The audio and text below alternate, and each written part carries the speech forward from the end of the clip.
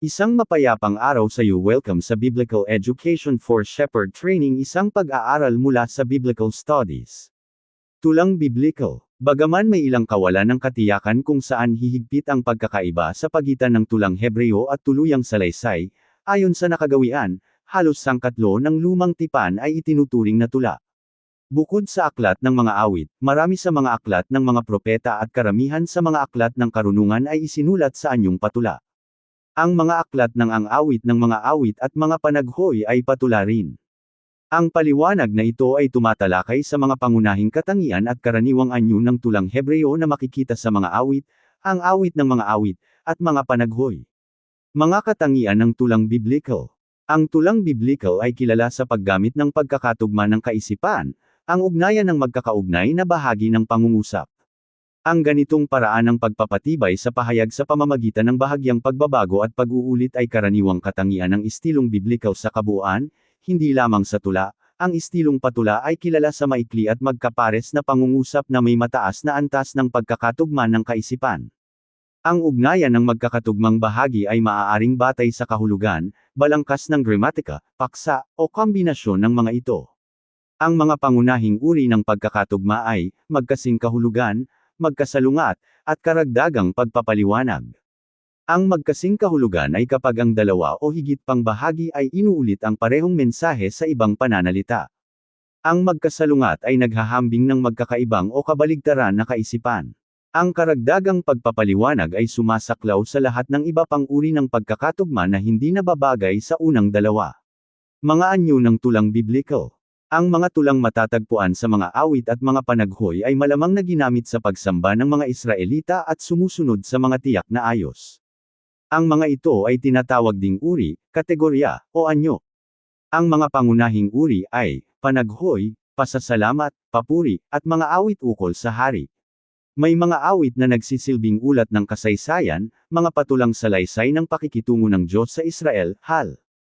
Awit Kapitulo 78. Ang iba naman ay tila ginamit bilang bahagi ng pagsamba kapag pumapasok ang mga tao sa templo, Hal. Awit Kapitulo 15, 24. Ang mga awit ng karunungan ay pumupuri sa pakinabang ng pamumuhay ng matuwid, Hal. Awit Kapitulo 37, mga awit ng panaghoy. Ang awit ng panaghoy ay ang paghihimagsik o pagdaing sa Diyos dahil sa hirap o kawalan ng pag-asa. Minsan ay para ito sa buong pamayanan, ngunit ang iba ay batay sa sariling karanasan. Gumagamit ito ng karaniwang paksa at pananalita upang ilarawan ang pagdurusa.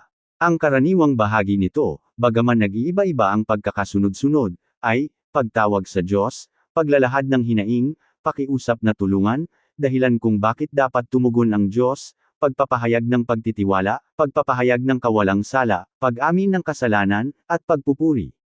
Minsan ay ipinipilit ng may akda na hindi nararapat ang kanyang pagdurusa dahil siya ay walang sala. Sa ibang pagkakataon ay inaamin niyang nagkasala siya ngunit nagsisina. Madalas na nagtatapos ang panaghoy sa pangakong pupurihin ng Diyos kapag nailigtas na sa hirap. Mga awit ng pasasalamat. Sa ilang aspeto, ang awit ng pasasalamat ay nagsisilbing kasunod o sagot sa panaghoy. Karaniwang nagtatapos ang panaghoy sa pangakong pupurihin ng Diyos, at tinutupad ito ng awit ng pasasalamat. May mga bahagi ito na katulad ng sa panaghoy, ngunit nakatuon sa paglalahad ng pagsubok at pag-uulat ng pagliligtas ng Diyos. Kung ang panaghoy ay pagdaing at pakiusap, ang pasasalamat ay pagpupuri dahil sa naranasang awan ng Diyos, Hal. Awit Kapitulo 30, 116, 124. Ang ugnayang ito sa panaghoy ang nagpapaiba rito sa mga awit ng papuri. Mga awit ng papuri. Ang mga awit ng papuri ay nagdiriwang ng kabutihan ng Diyos. Kung ang pasasalamat ay tiyak na pagpupuri dahil sa nasagot na panalangin, ang papuri ay pangkalahatang pagpupuri sa mga katangian at gawa ng Diyos sa paglikha. Kasama rito ang mga awit ng paghahari, Hal. Awit Kapitulo 47, at mga awit tungkol sa Sayon, Hal. Awit Kapitulo 46, ang una ay nagdiriwang sa Diyos bilang hari ng Israel at ng buong sanlibutan, ang huli naman ay sa pagpili niya sa Sayon bilang kanyang tahanan. Ang ayos nito ay simple, panawagang pumuri, nilalaman ng papuri, at panawagang pumuri muli sa pagtatapos, Hal. Awit Kapitulo 8, 29. Mga awit ukol sa hari. Ang mga ito ay nagbibigay diin sa tungkulin ng hari bilang pinunong hinirang ng Diyos sa Israel, Hal. Awit Kapitulo 20, 45, 72. Ipinapakita rito ang kahalagahan ng paghahari habang ipinapaalalang ang hari ay umaasa sa Diyos para sa tagumpay. Walang iisang ayos o karaniwang pananalita ang mga ito, kaya natutukoy lamang na awit ukol sa hari kung ang nilalaman ay may kinalaman sa paghahari ng tao.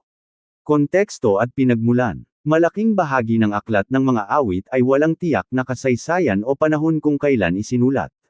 Ang mga pamagat na idinagdag ng mga manunulat noong huli ay nagpapahiwatig ng gamit, tono ng musika, o kaugnay na pangyayari.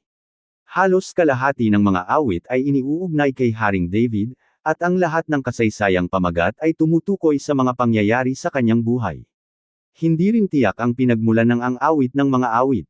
Ayon sa nakagawian, ito ay kay Solomon at tumatalakay sa pag-ibig ng hari sa kanyang asawa. Ngunit ang tanging malinaw na ugnayan ay ang pamagat nito, ang pinakamagandang awit, na kay Solomon, awit Kapitulo 1 versikulo 1. Bukod dito, ang wikang Hebreo na ginamit ay may mga katangian ng huling bahagi ng klasikal na Hebreo, na nagpapahiwatig na isinulat ito noong panahon ng mga Persiano o mas huli pa. Naiiba ito sa ibang tulang biblikal ngunit may pagkakahawig sa mga tulang pag-ibig sa sinaunang silangan.